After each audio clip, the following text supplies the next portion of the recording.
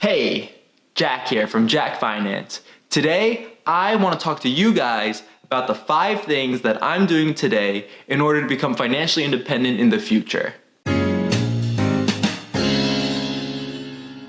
Number 1, maximizing your income.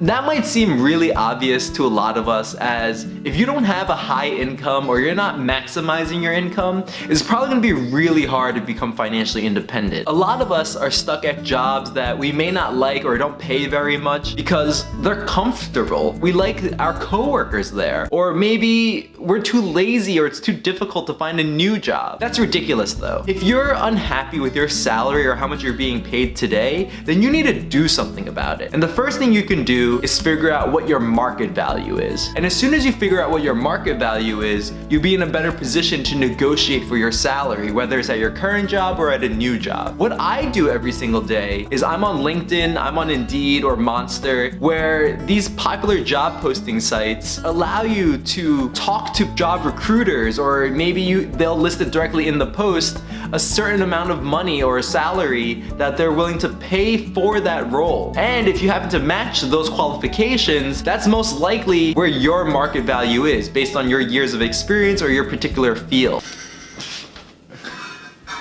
Oh, boom, the yoga mats look baller there.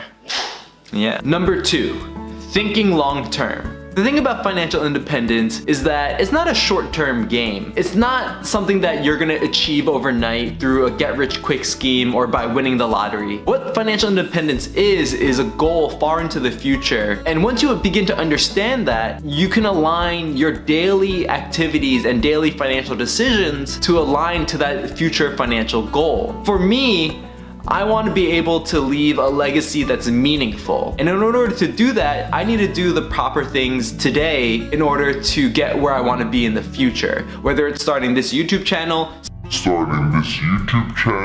saving more money, or being able to build a level of wealth that my kids can live off of without having to be financially strapped for cash. Once you'll be able to think in a long-term mindset, you'll start being able to do the small things every single day that will get you to where you want to be in the future.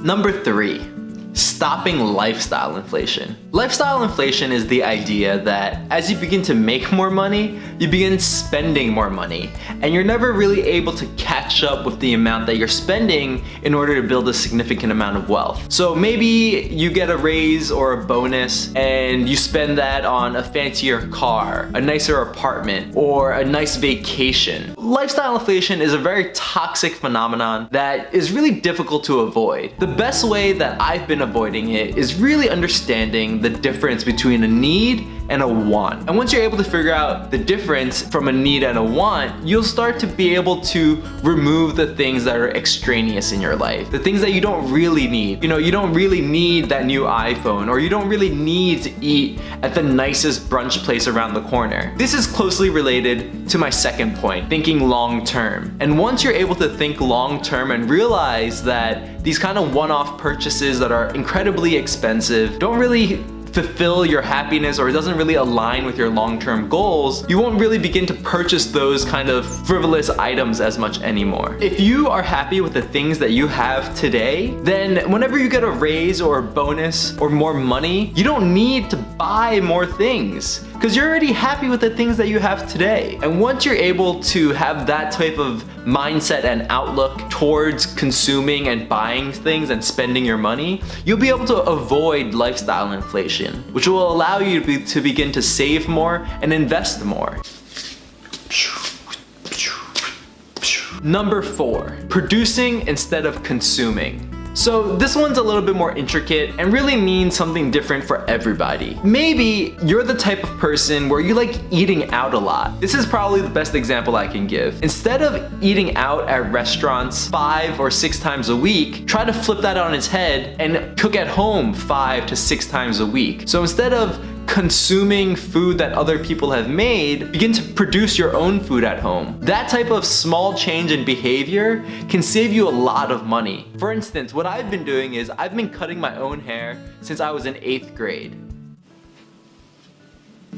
So I've been saving $20 a month over the past decade or so. That is a lot of money. And once you're able to do small things like that multiple times a day, where you're producing value instead of consuming value, your ability to save money and build wealth will start increasing dramatically. So figure out what you're consuming a lot of today and see if there's a way that you can produce it instead of consume it. Number 5, invest aggressively and often. Now, this is probably the most important part of this video. A lot of us are too afraid to start investing. We think we don't have enough money, it's too complicated, or it's just simply not for us. Well, I have news for you. Investing is for everybody. If you want to become financially independent, you need to be able to have your money work for you and generate more money. The way that I look at it is every single dollar that I have is an employee of mine. They work for me. I like to use a buy and hold strategy where I find companies that I truly believe in and I'll buy stocks of that company and I'll hold it for as long as I can. And I'll do this as often as I can whenever I find a company that I believe in or whenever I have extra cash to invest. I promise, investing is simple. The hardest part about investing is getting started. Warren Buffett, the third richest guy in the world, started investing at the age of 11. Now, I argue that a lot of us are older than 11 years old. So what are you waiting for? If an 11-year-old can do it, so can you. So get started investing today. Those are the 5 things that I'm doing in order to become financially independent in life. Let me know what you think. What are you doing to become financially independent? Maybe you have a different strategy than me. Let me know in the comments. And if you like this video, then hit that like button.